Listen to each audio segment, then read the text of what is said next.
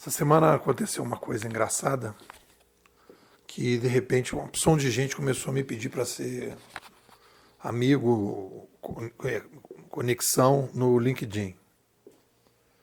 E aí eu sempre pergunto, né? A minha pergunta é qual vento te traz? E aí eu vi que um dos influenciadores digitais tinha me colocado fazendo uma crítica ao Harari, dizendo, olha, eu sigo a linha aqui dessa crítica no Nepomuceno, aí boto meu link, que ele é um autor mais profundo, me chamou de autor mais profundo. Eu diria que o que ele chama de profundo é um, um autor que procura padrões, que procura um método e que se dedica, né, ao estudo do digital de uma maneira com uma preocupação de não querer aparecer, mas querendo realmente aprender. E a partir daí, se eu apareço porque eu estou aprendendo, ok. Mas eu não vou aparecer abrindo mão do meu aprendizado. Isso eu acho que caracteriza a ética dessa pesquisa que a gente vem fazendo. Fiz os cálculos aqui e nesse artigo eu estou marcando, né? Ano que vem eu completo 30 anos em que eu comecei a ganhar dinheiro com digital. Comecei a entrar no digital um pouquinho antes, mas ganhar dinheiro, ser um profissional que vive da internet, vou completar ano que vem 30 anos. E do livro que eu lancei, eu estou completando agora quase 20 de pesquisa, vou completar 20 anos de pesquisa na internet a partir do meu primeiro livro. Mais uns 3 anos aí. Então, o que a gente... E aí resolvi me colocar esse desafio. Nepô, 10 coisas que você aprendeu sobre o mundo digital. 10 coisas. E aí eu fiz um mapa mental aqui que coloquei encruzilhadas teóricas. As grandes encruzilhadas teóricas em relação ao digital e depois eu detalho os 10 itens. Mas eu vou falar isso porque sintetiza bem. A primeira encruzilhada que a gente tem diante do digital é o seguinte: o digital é um fenômeno da microhistória, da mesohistória ou da macrohistória. Talvez antes deveria dizer o seguinte: é um fenômeno único ou recorrente? Esse é o primeiro ponto. Único ou recorrente? Se é recorrente, ele é recorrente da mesohistória, da micro, da meso ou da macrohistória. Então aí você vai chegar à conclusão, se a gente trabalhar usando como padrinho o Pierre Levy, ele sugere. Os livros do Pierre Levy, Saber Cultura principalmente, sugere.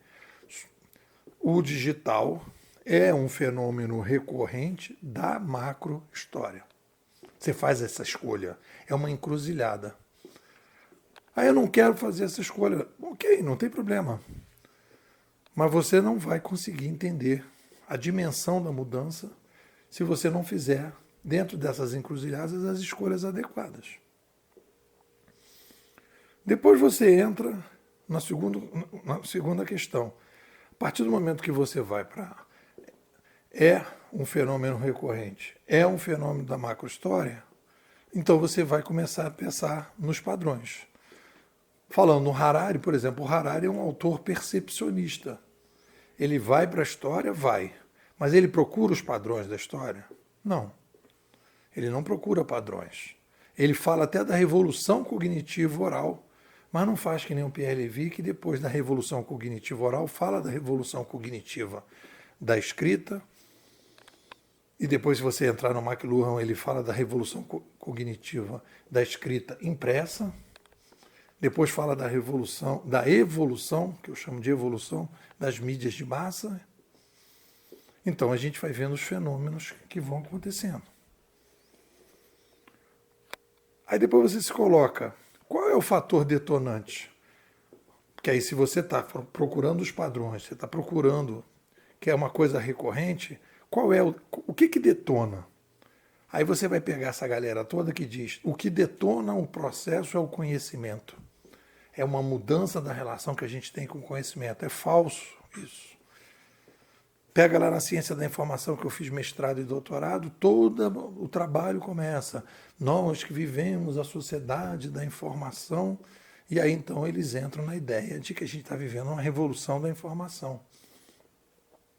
Aí depois você pega lá toda essa galera da Revolução Industrial, a quarta Revolução Industrial. Então é uma revolução da indústria que está puxando, é a locomotiva. E aí eu sigo o padrinho Pierre Levy, que diz que é uma revolução, que o fator detonante é a mídia e mostra padrão histórico. Se você não olhar para os padrões históricos, tudo é uma percepção, é uma sensação. Ai, que sensação que eu tenho.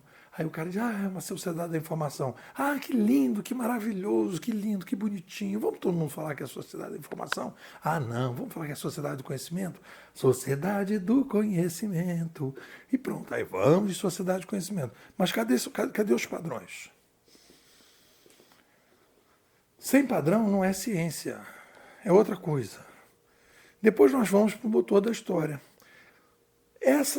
A visão, né, todo esse ferramental dos historiadores da ciência social 1.0 continua válido com o digital? A partir do momento que o McLuhan colocou lá, mudou a mídia, mudou a sociedade, que as tecnologias alteram o ser humano, quando o ser humano cria a tecnologia recria o ser humano, isso detona as ciências sociais 1.0. Mostra que todos os paradigmas que a gente tinha sobre a sociedade estão falhos.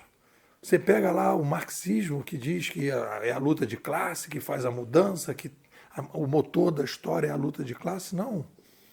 O motor da história é a sobrevivência humana. E a sobrevivência humana tem agregado aí o aumento populacional de uma tecnoespécie que pode aumentar a população e que no momento que aumenta a população se vê obrigada a criar cada vez mais novas e novas tecnologias, entre elas uma nova mídia que dá um upgrade gigantesco na forma que a gente sobrevive. E isso vai ver o padrão histórico. E a partir daí você começa a entender o tamanho e a dimensão da mudança. E para fechar, eu sugiro que vocês leiam o artigo, que tem os 10 pontos, né?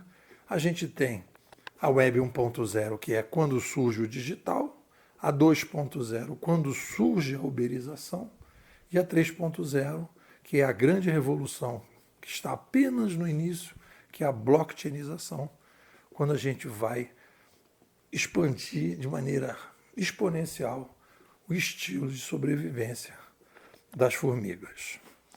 É isso. O que vocês dizem? E aí, pessoal, tudo bem? Meu nome é Leandro Alves, eu estou aqui na Escola dos Bimodais, acho que estou indo para a 4ª temporada, aí, junto aí com os Bimodais, e eu posso afirmar aí, sem errar, com uma certeza razoável, que entrar para Bimodais é o melhor investimento que eu fiz aí nos últimos anos. Realmente, assim, a escola ela traz todo um portfólio de conhecimento que você não acha por aí, entendeu? Um conhecimento de altíssima qualidade, a qualidade dos participantes é impressionante, sempre tem muita provocação, tanto do lado dos artigos do NEPOL, quanto do lado dos próprios alunos. Você encontra gente de background muito diferente, muito distinto. E eu vou falar para você, depois que eu comecei com os bimodais, assim, como aluno dos bimodais, a minha forma de pensar evoluiu muito, assim, o que eu consumo, como eu consumo, metodologia para isso, a forma como pensa, como enxerga os problemas, mudou completamente, assim. Acho que se você é uma pessoa que gosta de desafio intelectual, se quer ir um pouco além, a Bimodais definitivamente é a melhor opção que tem. Realmente, assim, eu sou muito grato a tudo que eu aprendi aí nos últimos anos e continuo aprendendo na Bimodais. Realmente foi um divisor de águas do ponto de vista intelectual. Para mim é realmente um